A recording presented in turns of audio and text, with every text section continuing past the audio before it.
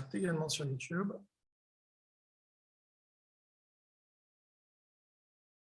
Ok, on est en direct, on dirait. Vous pouvez me confirmer ça. On est en direct, tout va bien.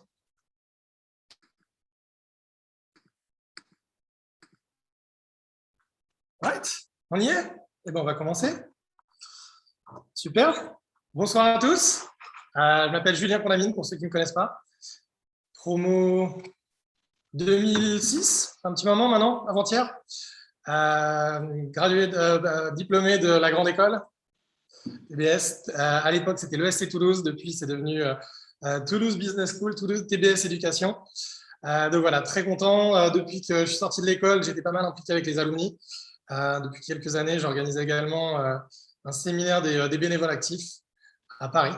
Et entre-temps, la pandémie est arrivée. Donc, basé à Singapour, impossible malheureusement de rejoindre mes camarades à Paris, impossible pour beaucoup d'entre nous. Il faut savoir qu'il y a une cinquantaine de bénévoles actifs qui sont un peu partout dans le monde et qui essayent d'animer ce réseau assez fantastique, un réseau de 45 000 personnes.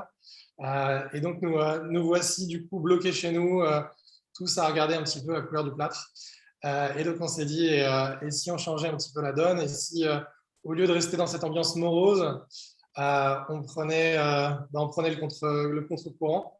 Si on faisait un petit peu comme Darwin nous enseignait, si on essayait de s'adapter, d'être une espèce qui survit plutôt que d'être une espèce qui n'arrive pas à survivre à la pandémie. C'est comme ça que la première saison de la Global Week est née l'année dernière.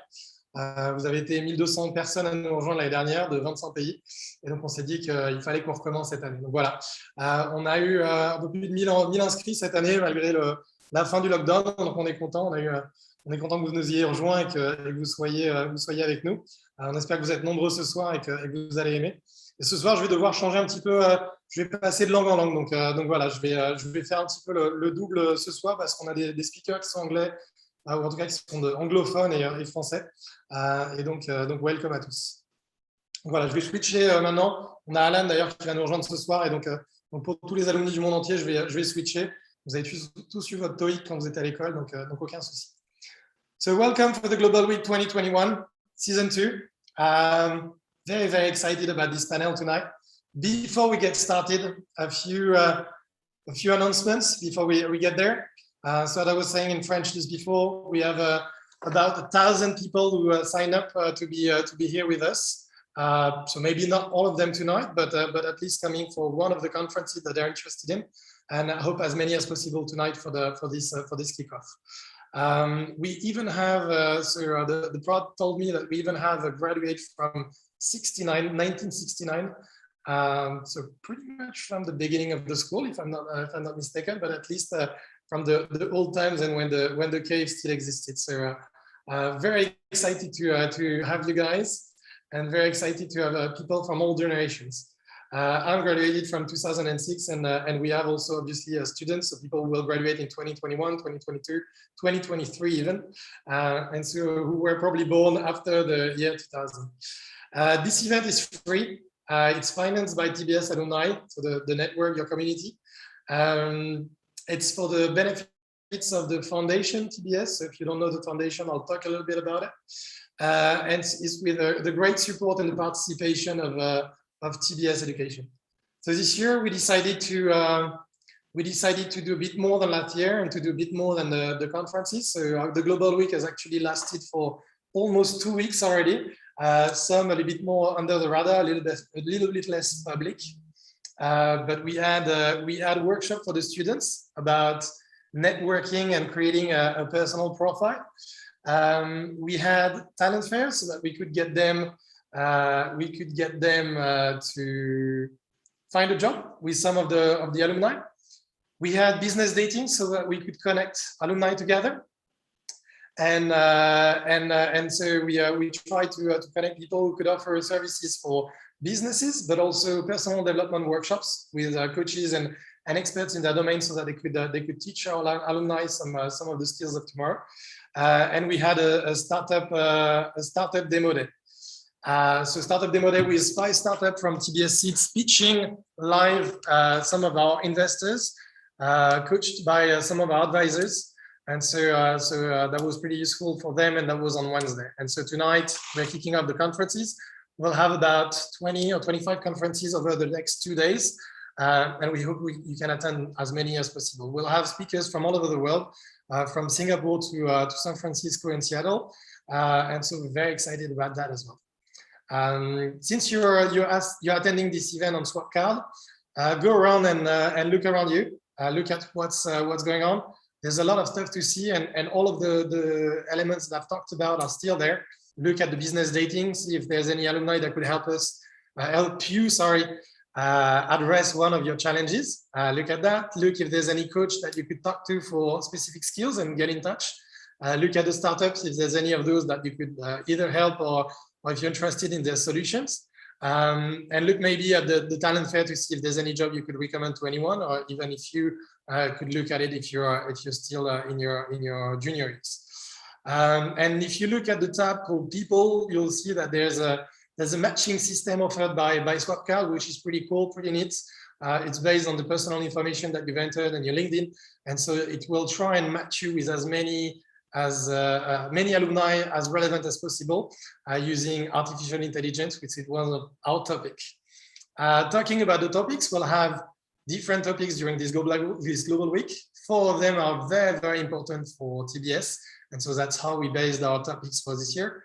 We have aero and mobility. So as you know, Airbus being in Toulouse, aeronautics has always been one of the industry of predilection for TBS, but now we've expanded the work to mobility in general, right? And so I'm gonna get our speakers to enter, and we'll get them to join us in a minute. So we'll have CSR, corporate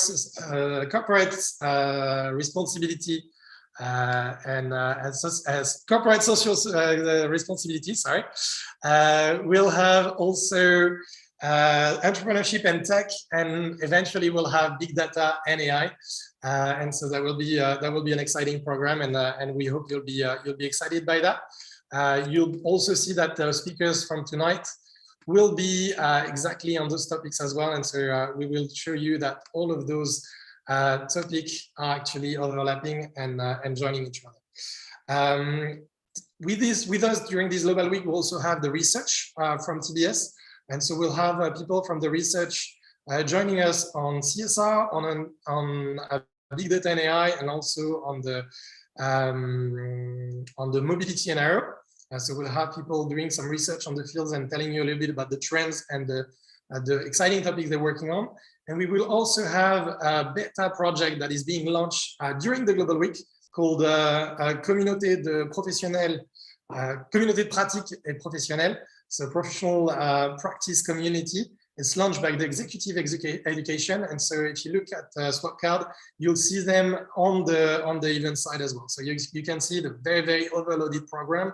I don't expect you to remember all of it, but at least look around and look at what's going on in Swapcard, and you'll see that there's a lot of exciting stuff going on.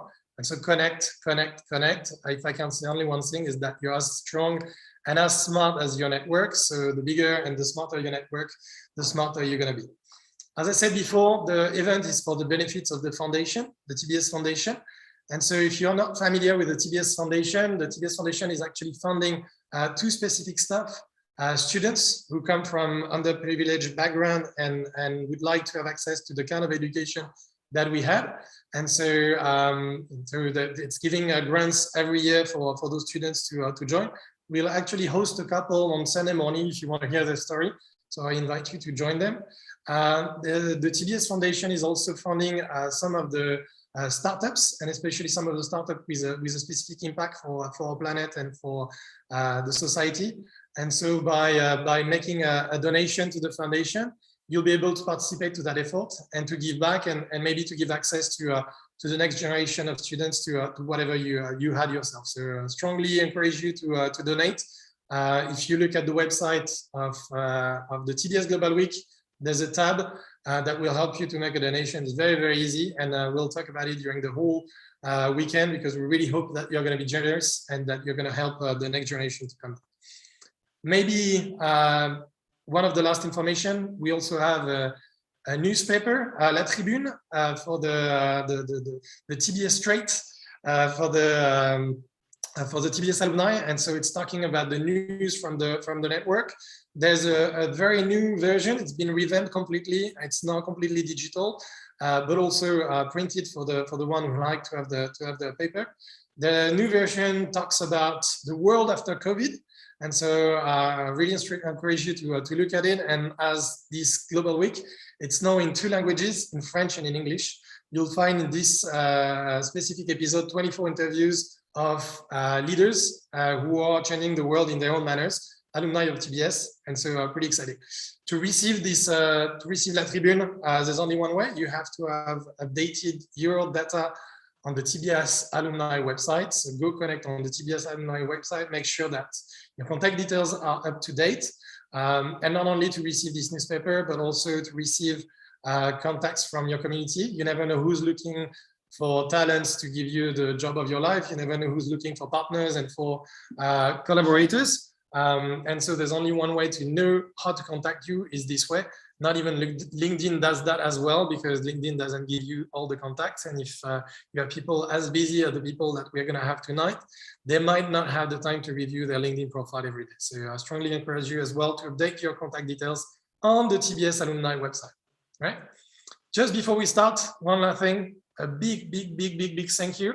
This event is the work of a lot of people. We've been working on it for months. And so first, maybe the executive committee of TBS, and in particular, so there's a lot of them, it's about 25 people, if I remember well, but maybe to only name them, Stéphanie Lavigne and Pierre Herstel, Dean of the school and Managing Director of the school. So thanks a lot for your support and for helping us to organize this. Also, a big thank you for the communication department who helped us promote the Global Week and made a few specific showcases of some of our alumni. You may have come across them, and they're going to be speaking during the Global Week. So thank you so much to all of you. A huge thank you to TBS Alumni. First, they founded this event to make it free for you, and that's a lot of effort and a lot of people working together. So there's a cost, and they decided to cover it all so that you could have it for free, and so that you could feel free to give to the TBS Foundation. I'd like to name them Cathy, Raquel, Mathilde, and Penny, but also all the volunteers that are working daily to animate this community. There's way too many to name them all. So maybe I'll just name the new president, Antoine Mich. Get in touch. There's people in every single chapter. And those guys and those ladies are animating the chapter, making sure that the live goes through the community, and so that you get to know each other and you get to consolidate this community. So thank you all. They've done a tremendous work as well to promote this event. So thank you so much. You guys are really amazing.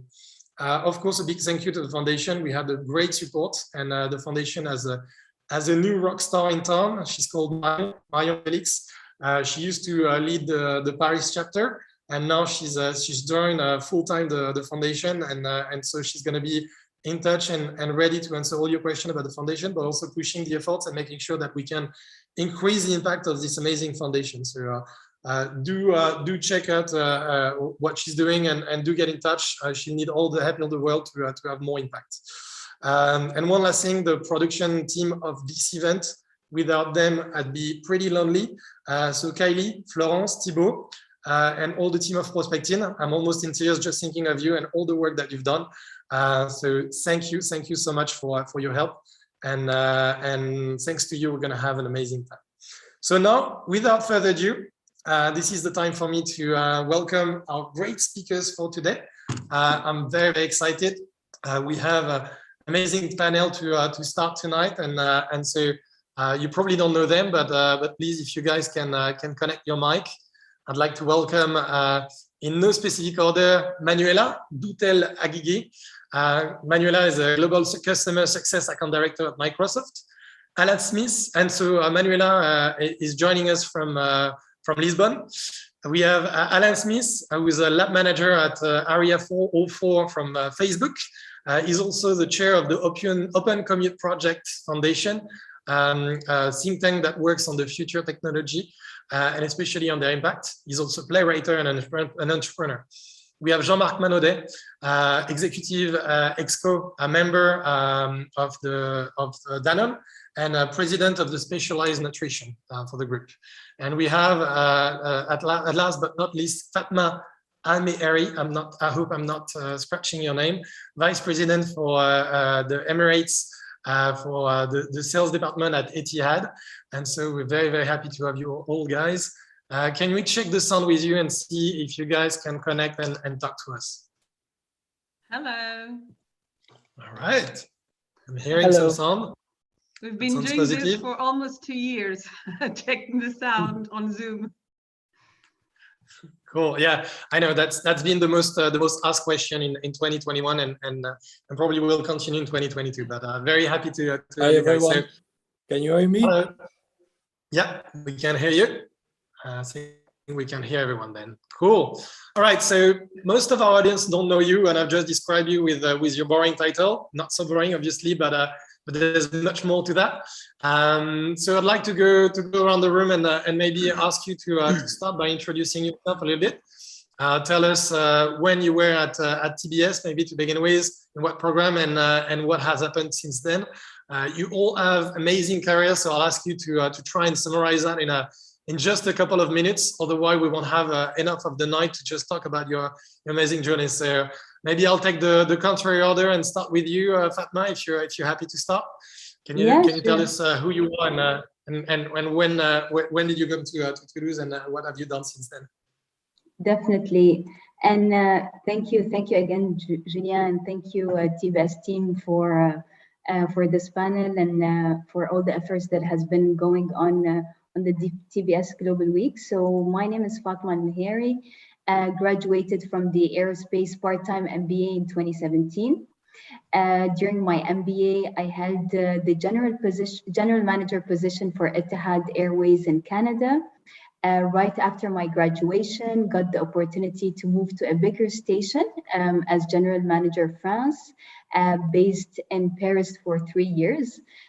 During my time there, we had double daily A380 flights from Charles de Gaulle, and I was in charge of the country strategy to the commercial dealing and implementation, the action plan to hit our targets, and working closely with the team, the partners, and stakeholders. And right at the beginning of this year, I was promoted to my current role as VP UAE Sales, based in headquarters in Abu Dhabi, and very honored now to be managing the most important market for Etihad Airways. Awesome. Thanks, Fatma. Thank you. So going counterclockwise, I said, Jean-Marc, do you want to follow up on that? Sure. Hi, everyone. Thanks, Julien, for the invite, and TBS as well. So I'm one of the representatives of the last century. I graduated in 1990, so from the consumer goods major. Since then, I've worked for 3 companies, so Procter & Gamble, Numico, and since 2007, Danone. So I've been working in local, country, regional, global roles, also a board member across geographies, Europe, Asia Pac, and Americas. Now I'm back in France after 20 years abroad, after 7 years in Asia. Cool, thanks Jean-Marc. Alan, and Alan is an early riser, he's joining us, but it's morning for him still, so we can already tell you that the day is going to go well. Yeah, thank you so much. My name is Alan Smith. I'm the lab manager for a group called Area 404. We accelerate hardware development at Facebook. So devices, I don't know if everyone saw these Ray-Ban Stories glasses. So they have a little camera and microphone embedded in them. We do product development on those, typically on the concepts. So we're kind of doing prototyping for them. We also run a series of labs around the world. And then Julian mentioned I have a nonprofit leadership role with the Open Compute Project, leading research and development. So the industry problems facing Google, Microsoft, Facebook, Apple, Amazon, we're trying to figure those in a partnership, collaborative manner. And I'm responsible for bringing startup and academia to point to those problems.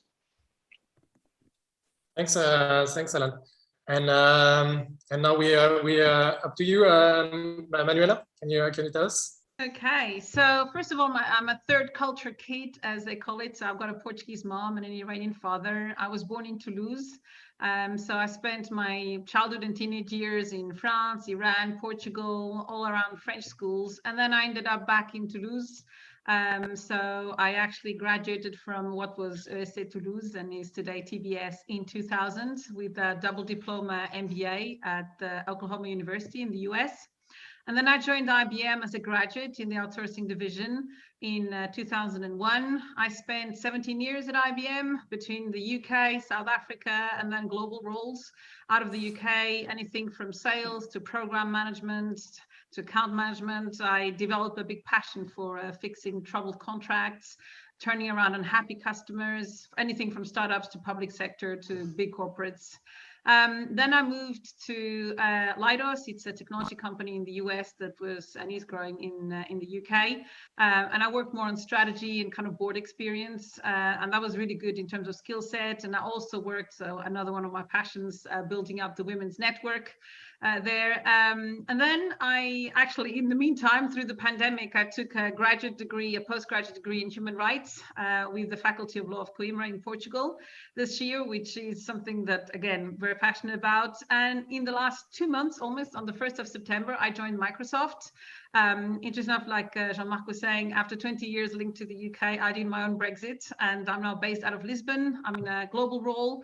I look for a multi-year, multi-million contract with a Japanese global company, and I've got teams literally from Japan to Australia to Europe, you name it. So very happy to be here.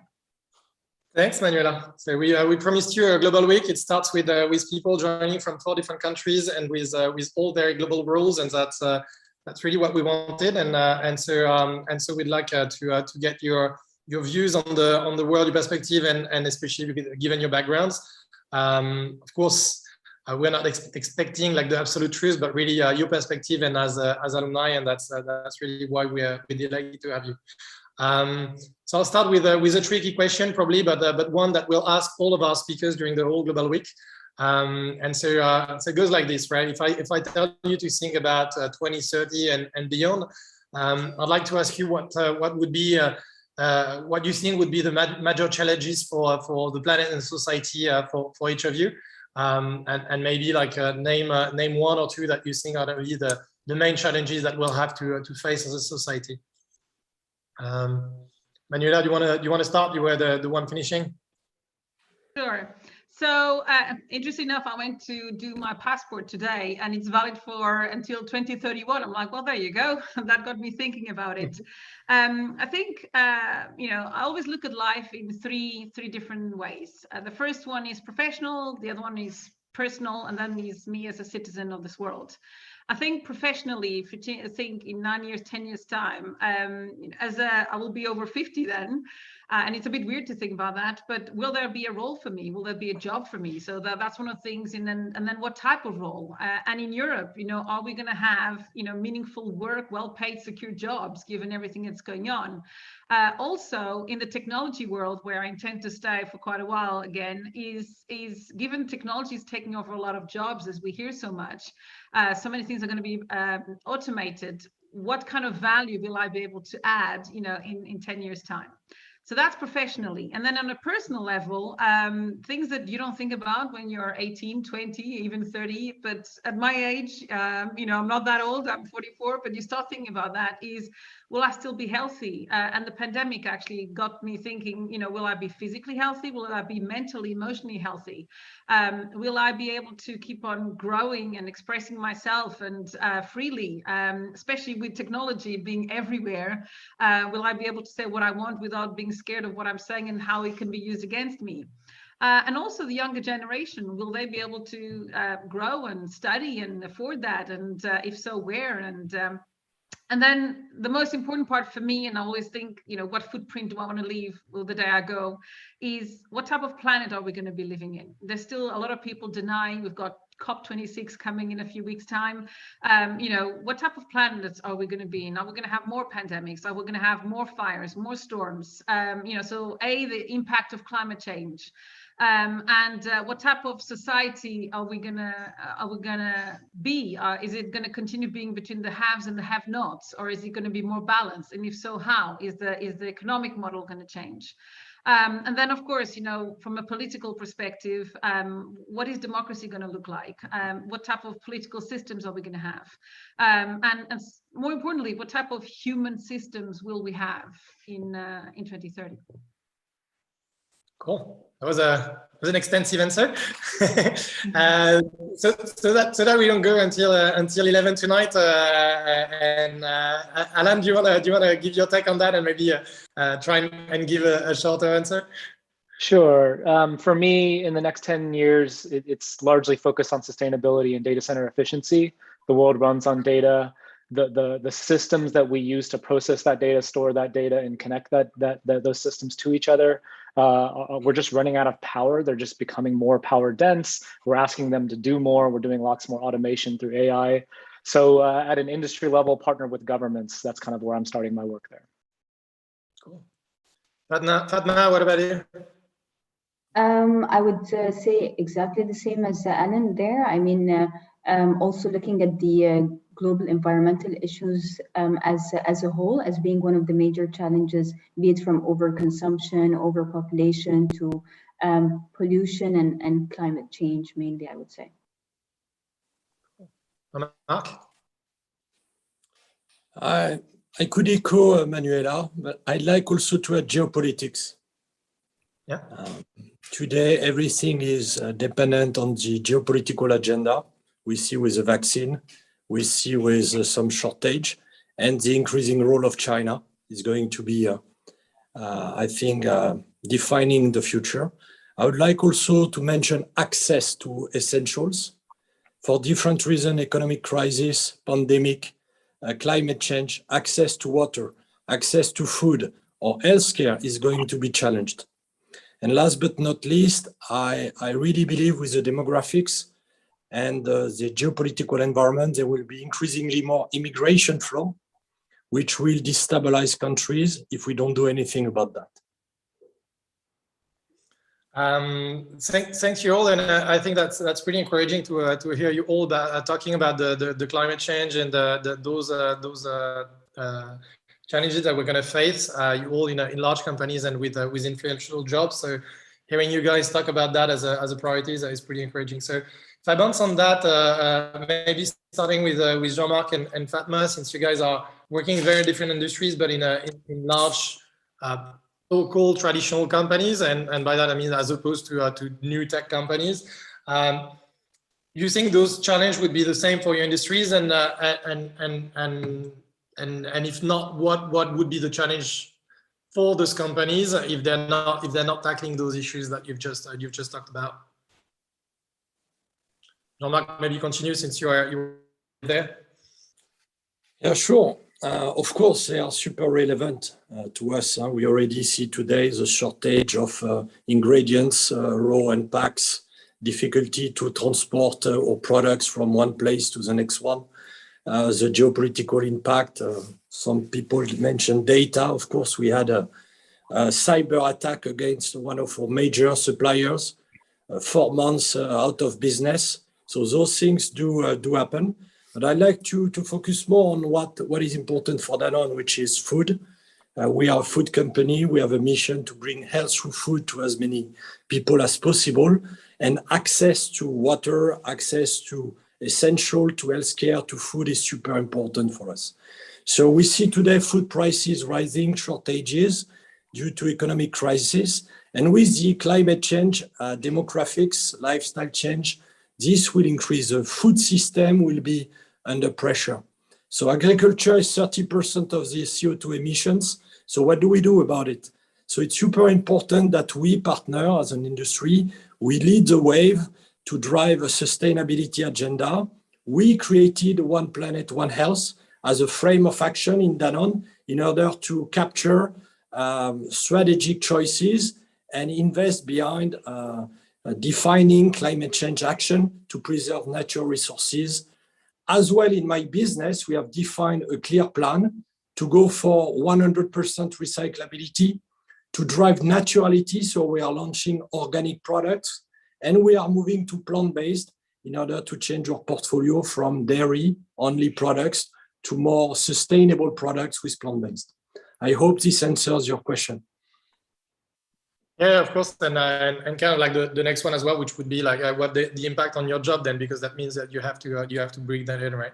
Fatma, what about you? And especially for the airlines, we're talking about sustainability and airlines. That's not always put in the same sentence. So how do airlines look at those challenges today? And I know that's a prop a little bit, because I know Etihad is already doing some stuff in there. So. Yeah, and happy to take you through them as well. I mean, this definitely will have an impact on our industry, and if we don't act now, the United Nations describe climate change as the defining issue of our time. So yes, aviation is attracting global attention in this debate. So through CORSIA, the global carbon offsetting reduction scheme developed by ICAO, many nations, including the UAE, have pledged that for 2020, the airlines will transition to carbon neutral operations. And by 2050, their net carbon emissions, particularly from aircraft, will reduce by 50% relative to 2005 levels. So for Etihad, one of our company's core commitments is to contribute to a meaningful and continuous way to help minimize its impact on the environment. And we are committed to achieving zero net carbon emissions by 2050. In 2035, we are looking at reducing net emissions by 50% of 2019 levels. And by 2022, reducing single-use plastics by 80%. So we are, as an airline, taking it seriously and taking a lot of initiatives that I'll take you through later on during this panel of what we're doing as an airline.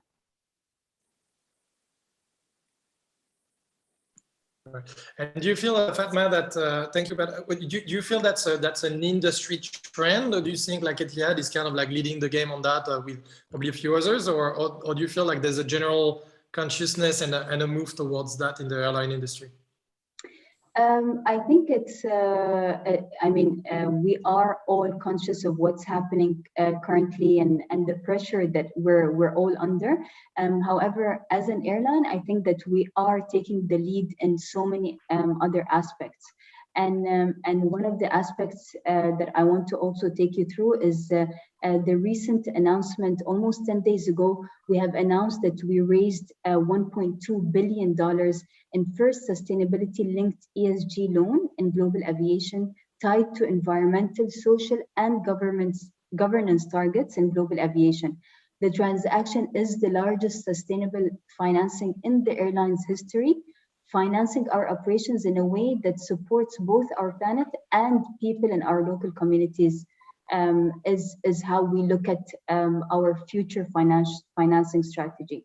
So it's really about having a real world impact. Well, that's super cool. Manuela, I'll call you in on this one because of your journey, you've been driving a transformation project of all kinds and for a long time, and so looking at large organization from the outside, but working with them in the inside. And related is particular to technology. What's your take on this from so to speak, a service provider maybe, and which gives you a transversal view? What do you feel are the trends in the industries, and what do you feel are the challenges that are most important to the companies today? And are they following the suit with Danone and Etihad and focusing on those climate change issue, or the main trends are somewhere else? Okay, so I will talk about what Microsoft is doing later on, but in terms of what I've seen the last 20 years, and it's quite interesting because I think we are a generation who, for those of us who've been around for the between 10 and 20 years, there's been a massive difference. We came from where businesses were, which was, sell, deliver, sell more, so unlimited growth no matter what. This business growth linked to profit. and shareholder value. That's when I joined as a graduate, that was the obsession of everybody in the business, and in the technology space at the time with IBM was no different. It was all about shareholder value. And what this meant was mass production and growth at any cost, and that ended up having impact on the planet, on people, and even businesses. And it's no surprise that then we ended up with a financial crisis as we did in the year 2000s. What I have seen, and interesting enough, thanks to technology in the last 10, 15 years, is we've seen a shift in the industry to go from one size fits all to a more tailored approach. Thanks to technology, thanks to big data, analyzing the data, being able to understand better, our customers and then end users and consumers and everything. This is, what has happened with that is suddenly there's been a contradiction, because at the same time, you're still thinking about growth and profit.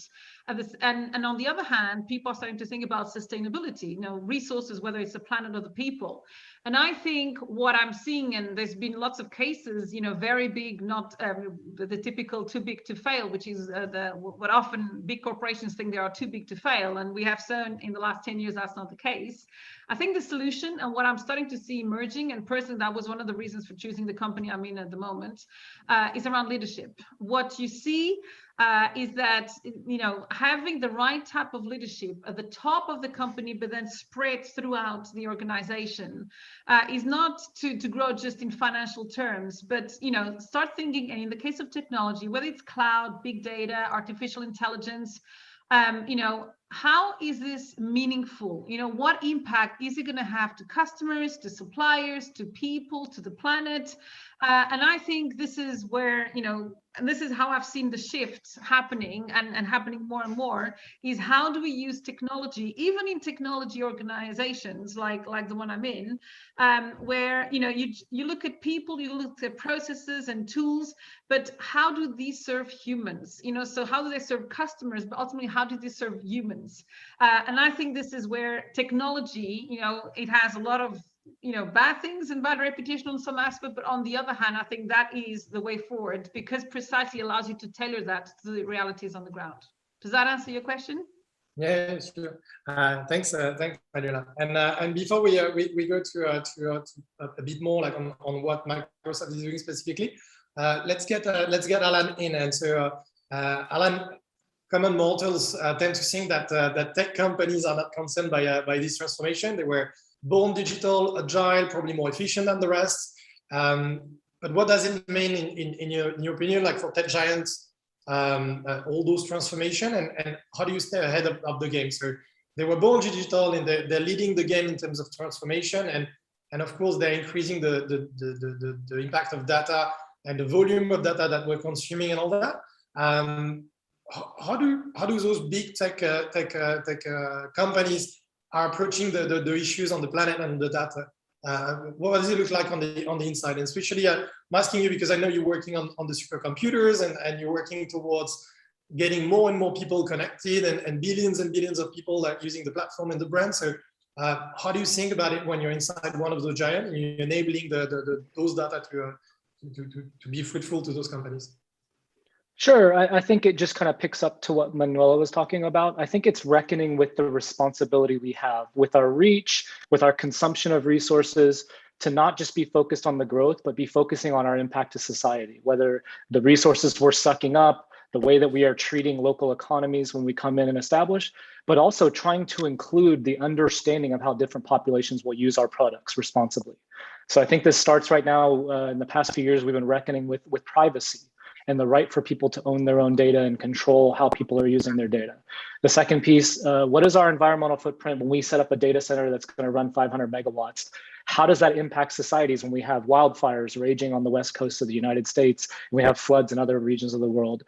Starting to think about that as we look at the expansion, rather than reckoning with it after we've created and been part of some of those problems. The third part is just reckoning with the general movement towards equity and recognition of the dignity of all human life. So thinking through, how do we actually use some of our resources, which are unfathomable? I think Facebook has $100 billion in the bank. I can't fathom that number.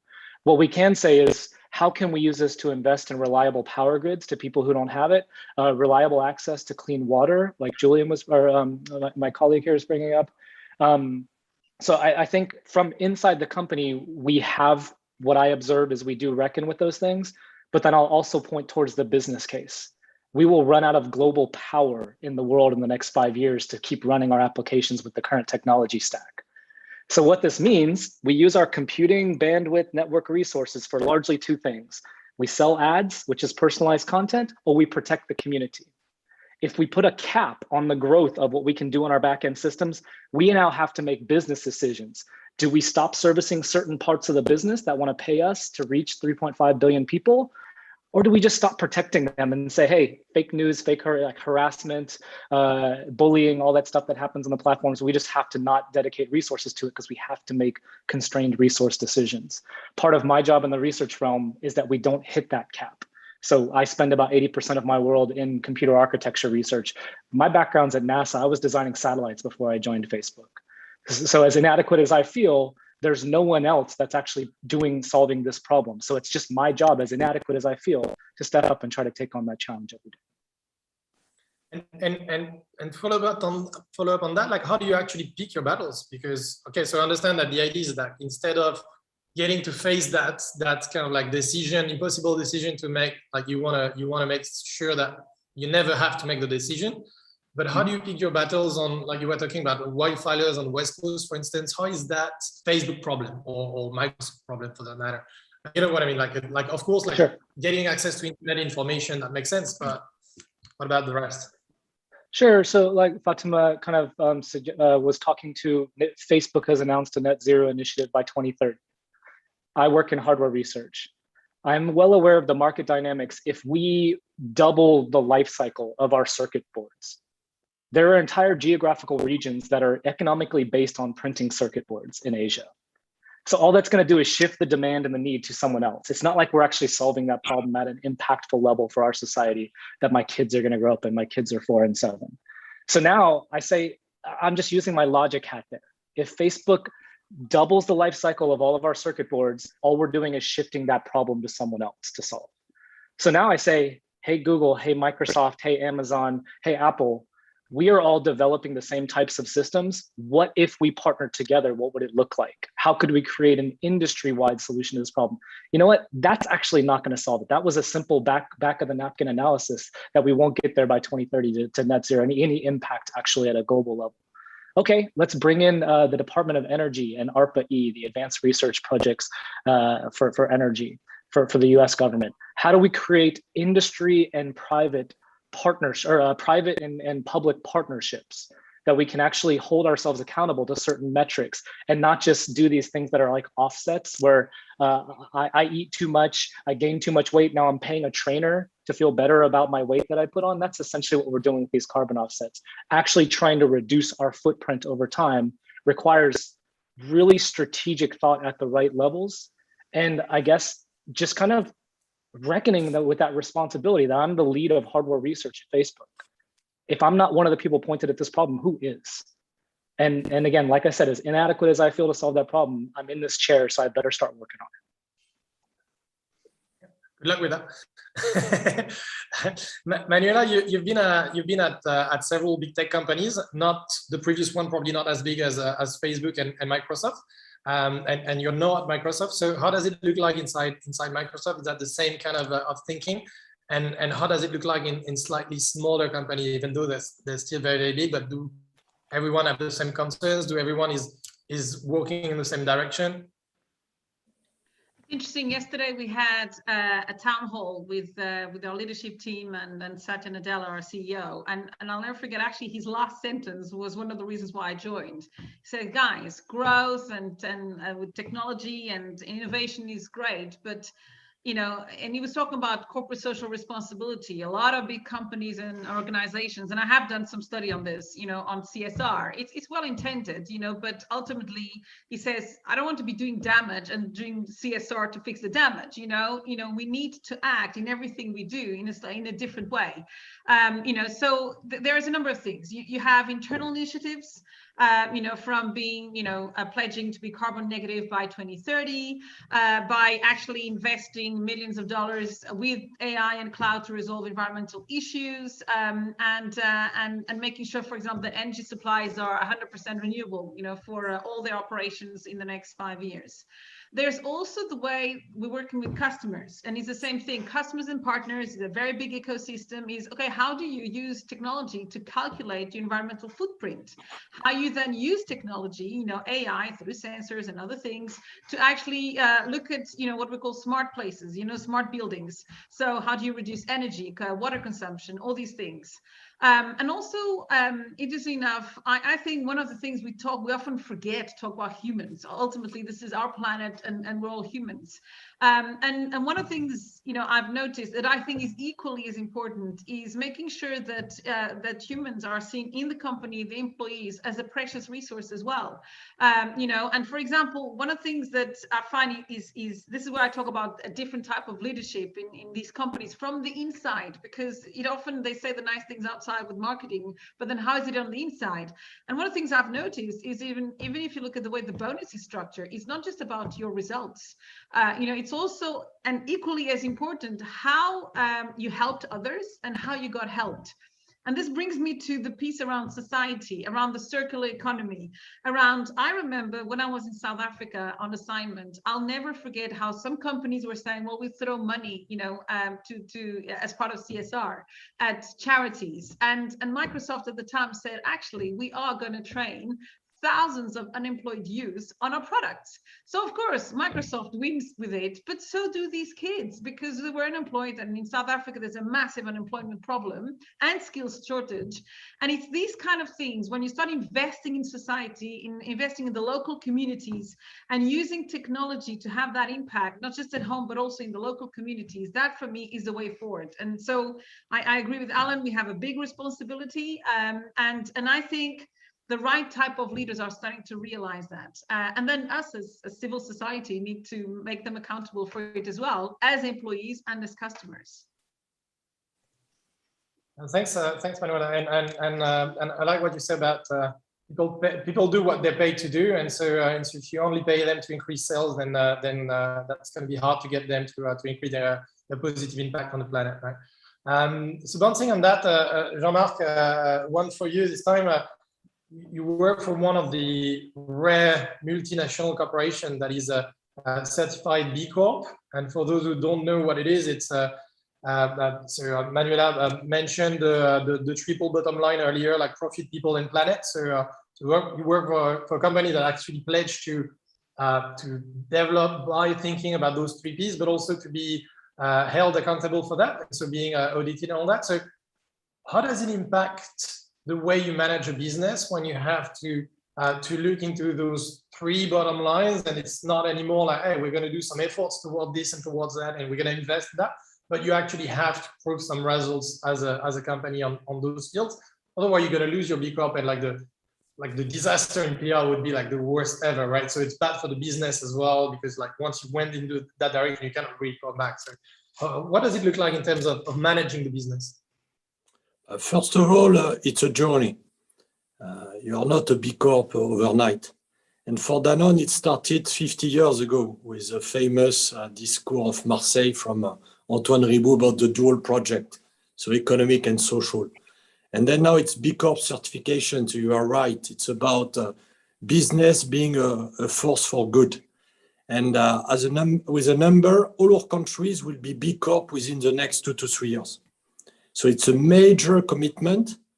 It's a mindset shift, and it will be also a very strong achievement. Beyond B Corp, last year at the General Assembly of Shareholders, we became an entreprise à mission. So Danone now has sustainability not only in the DNA, also in the legal status of the company, which means that we have KPIs, which are monitored by an independent board, and it brings responsibilities. So from that, we've been able to define 4 areas, 4 pillars to focus upon. One is climate change, of course, and we made commitments. One is nature. One is circular economy, it is what just mentioned, and one is agriculture.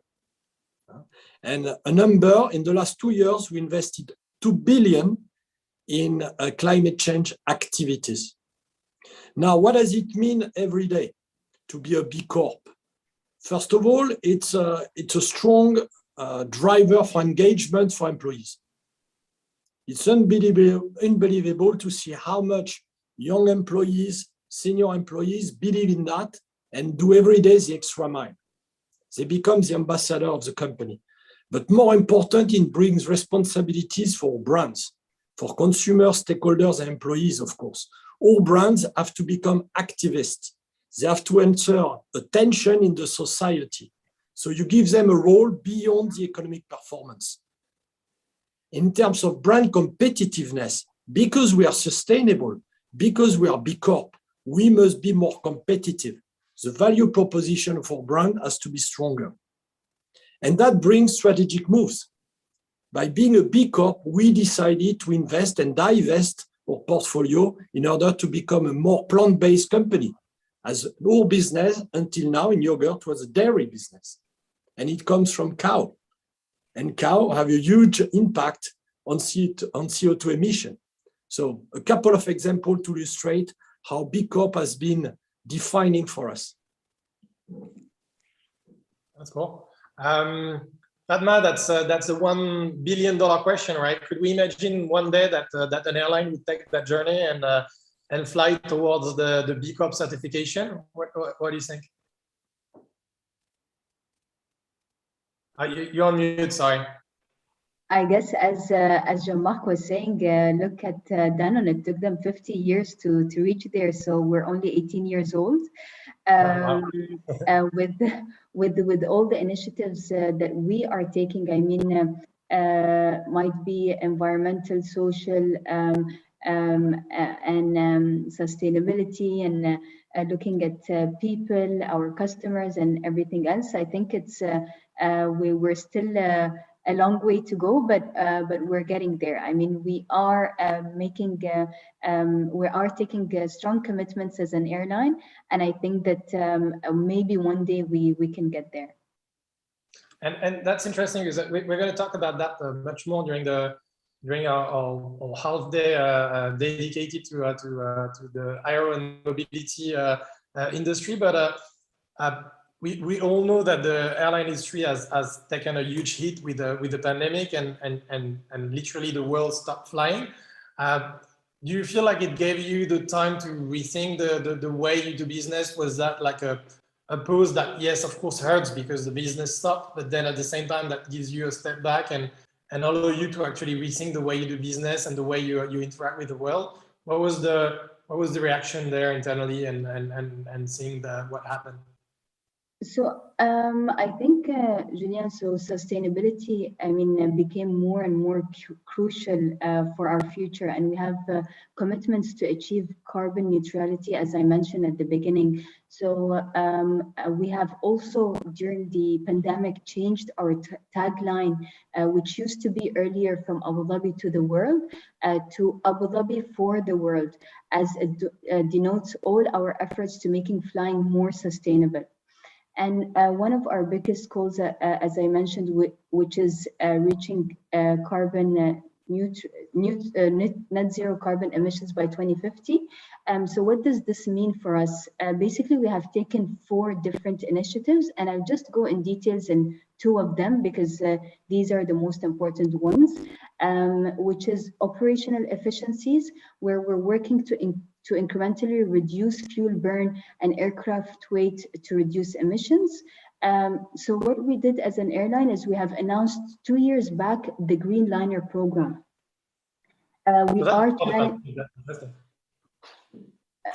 We are challenging the norms of aviation and showing the way to our industry to go greener. So for those of you, I mean, who don't know the Green Liner, Etihad Airways and Boeing signed a global strategic partnership on the Dreamliner family. So in addition to maintenance, training, other operational activities, a key underlining theme of this partnership was the commitment to work towards a more sustainable aviation. So we worked together to improve flight efficiencies, to cut fuel consumption, introduce more sustainable products. Probably you might have heard, but tomorrow we are flying our sustainable flight from London to Abu Dhabi, an EY20, which will be a celebration of everything that we have done and achieved in the past 2 years in terms of the Green Liner program. So a great flight for our Etihad guests who will get to see what the future of commercial air travel looks like. And the fact that sustainability has stayed on the agenda during this pandemic is a testament just to show how important this topic is to Etihad. And then the second point is the carbon offsets. And I'm happy to announce as well that one of the recent initiatives that we have launched is for our guests to choose to offset their flight emissions when booking their tickets on etihad.com. We have partnered with Carbon Click.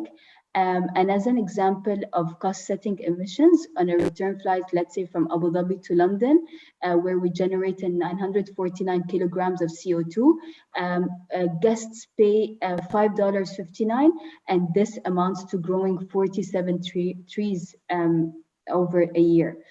So this is just to show a couple of things that we're doing and initiatives that we're taking, but also without mentioning the biofuel as well, where Etihad is a founding partner in Sustainable Bioenergy Research Consortium, which was created to produce biofuel locally in the UAE. And we have actually in 2019 had our first biofuel flight to Amsterdam. A flight took place part of the World Future Energy Summit. And obviously for Etihad, the sky is the limit, and we're always looking for innovative solutions to take it to the next level in terms of sustainable innovation, aviation.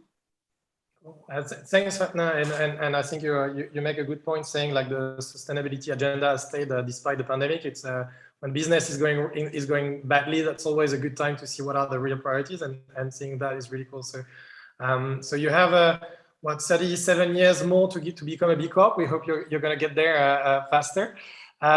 Before we go to the maybe your last question before we go. If you have a question in the audience, feel free to ask them. We might have time for one or two, but to wrap up, I'd like to come back to you, Alan, and maybe to ask you, who knows machine much better than any of us here. How can the machines help us accelerate our transition to a more sustainable models? We talked about the impact that they have and how we're working into making them less impactful in terms of carbon and the impact that they have on the climate, but how can we use them and use the intelligence? We talk about artificial intelligence in our talks tomorrow. How machine learning or this kind of technology can help us develop new models, or maybe correct our mistake faster, or maybe get to a point where we're much more sustainable as a society. So how can we get the help of those machines and all the power that we have there? Sure. So data helps us understand and make more informed decisions. So for example, an initiative we're thinking through and just starting to use data to understand is not only power consumption worldwide of our offices, our data centers, all these systems running, but also the water consumption.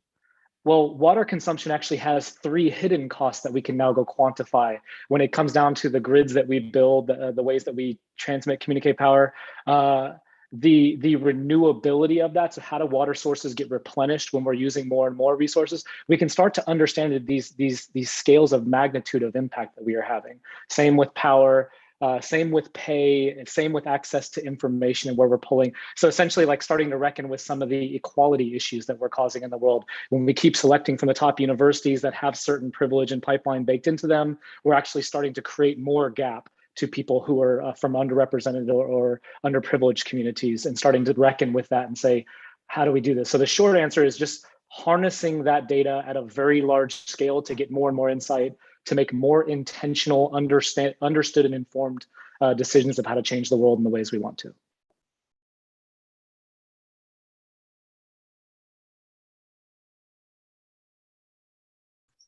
We like that. So harnessing the power of machines to make better decisions and make them faster and make less mistakes.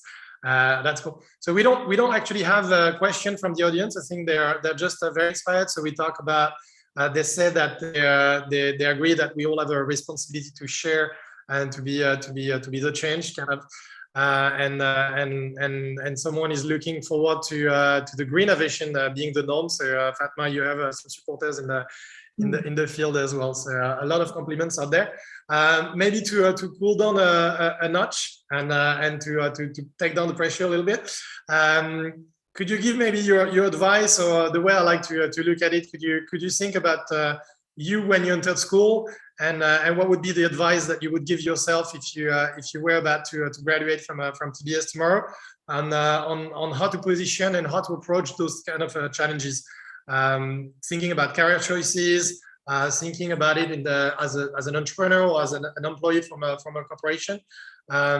If you were to start over tomorrow and you think about those challenges, what would be the advice you would give yourself, or to your kids if you have kids, or to the next generation of alumni? Who wants to start? It's a tough one. I'm happy to go first. All right, go. So, gosh, if I'd known what I know 20 years ago. So look, I think the first thing I would have said to my younger self, not my son because he won't listen to me, so is you're going to be working for the next 40 years. So planning a career every step of the way, because you want to do first this and that, like the world ends when you're 30, is not the case. You are going to be working for 40 years. And the world of work is changing. When we started, when I had to apply for a job, I had to do this either by fax, or it was the early days of emails, so it was a very different world. But the things that I think are going to be valid for the next decade and several decades is skills like being proactive. Very important. This is a major difference. When you're at school, teachers tell you what to do. Same thing at university. But whether in the corporate world or whether you're an entrepreneur, you need to be proactive. That's the first thing. Listen, ask a lot of questions, be curious, and always think what value you're going to be adding. This is really important, because everybody looks at that. Don't just do work for the sake of doing work. And let's face it, when we are at university or at TBS or whatever, there's some things like, what's the point of doing this? But in your work, always think, what's the value of what I'm doing? Understand the unwritten rules of the business world. There's a number of things that I did not know, and I wish I had listened to a lot more of my teachers eventually. But things like negotiation, things like conflict management, risk taking, networking, all these things are important. But more than anything else, I would say collaborate. And what I see by collaborate is look at people. Every single person you're going to work with is a human being. It's not about titles. It's not about degrees. It's not about where you come from. It's not your nationality. Whether it's the cleaner in the company, because let's face it, without the cleaner, it would be a mess to work. Whether it's the CEO, it doesn't matter. Look at every person as somebody who's valuing your ecosystem. So be open to new cultures, to new ideas, to new perspectives. So that would be my advice. Thanks, Manuela. Who wants to take the suite? Who want to follow suit on that? Alan, go ahead. Sure. So I forgot to include this in my intro. I attended Toulouse Business School as part of an exchange program in 2003, 2004 with an American university. So it's a dual program for international business. My career went through NASA. I was a playwright and now leading research for Facebook and part of the data center industry. I read a book, and I'll put this in the chat here, that really gave me some language as a generalist, as bouncing around as a playwright, as a satellite designer, and now a hardware research leader. David Epstein wrote a book called Range. And generally the thesis of this is the most important skill set in today's society is the ability to learn. Technology changes our world so rapidly, the ability to wrap our head around, okay, now we're using phones to access the internet. What does that mean for different economies? How does Uber get created and Instagram get created? It's the people who can really wrap their head around the changes of society as they're happening. Our demographics are shifting, for example. And then something else that Manuela said, there's a quote by Adam Grant. He's an author that's partnered with Sheryl Sandberg, the CEO of our company, for a couple books, that talks about the most meaningful growth that we can go through is when we help other people grow. So I've always looked to position myself as an enabler or as a service. So for example, I'm the founding hardware lab manager at Facebook. I was the first one that they didn't have this position before I joined. I could have easily positioned this as a Google X. We're the hardware research. We're going to be up on stage, innovating on all these products. And I chose to position us as an enabler, as a service to other companies. So you don't see my name in the media. You don't see my team up on stage at any big events because we're 3 steps behind just trying to push people along. I have found that to be a very gratifying position that always gets recognized. And actually, I built out a network of people that I really want to and value in working with. So I've had a very rewarding experience along the way too.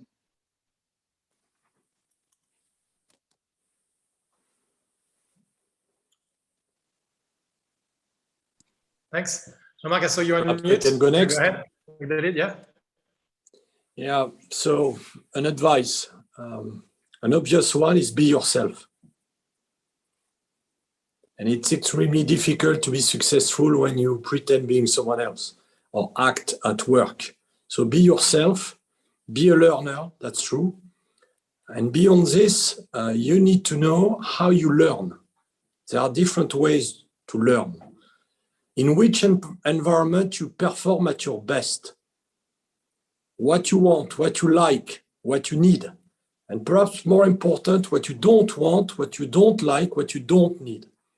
And as a result, you watch companies, which are a good match, watch leadership, watch people, and make your choice. There is no bad decision. Indecisiveness is not good. But a bad decision you can change into a good one. You learn. Awesome. Thanks, Jean-Marc. Fatma, coming after all this, it's going to be tough. Yeah, I mean, very tough and very precious advice that, I mean, future graduates should take into consideration. And obviously, I couldn't agree more from what everyone mentioned there. I mean, no matter what career choice the undergraduates are going to be making after their studies, what really matters and what I think is to enjoy the moment, really grasp every opportunity in learning, in networking, in excelling in what you do, and then the rest will follow and doors will open. And couldn't agree more with Jean-Marc saying, be yourself, Manuela saying, you know, be proactive and be curious, add value, Alan saying, helping growing others, and all of those things are very important. And also keeping an open mind in everything that we do, and something that I really learned changing countries and continents is be open to people, to countries, to company cultures. And obviously the strongest people are the ones who will adapt to change. For me, if I would restart my career path, obviously I would see those soft skills as being more important than the learning part, because the learning part we have schools, we have universities that would help us and would enable us to do that. But those kind of advices are really valuable. Awesome. Thanks a lot, Fatma. And I see people nodding and Manuela commenting on the growth mindset. So I'll agree with you guys, and thanks so much. And I really resonates with my own experience. So thanks for sharing that. That also plugs very well with the theme of this Global Week. Impossible is not a fact; it's an opinion, and you're all here to prove that. Thank you so much. We've been over time, and thank you so much for giving us more time that we asked you for. It's also your fault because you were very talkative and you wanted to generously share your insights. So that's on you, and I'm very grateful for that.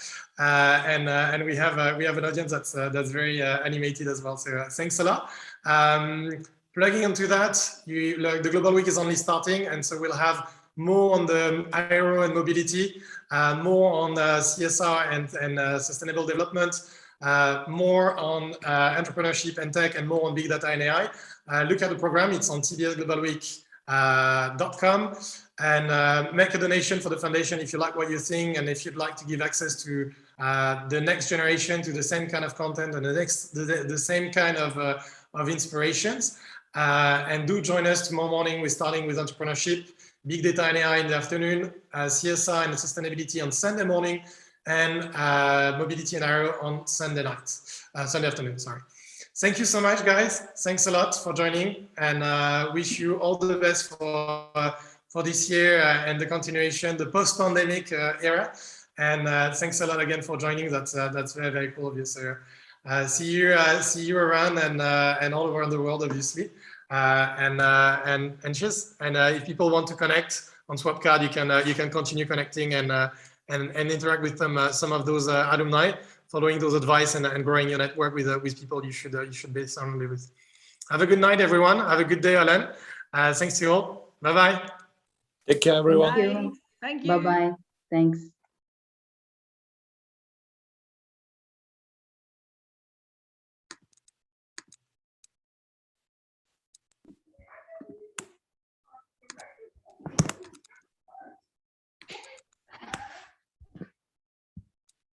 And the live is not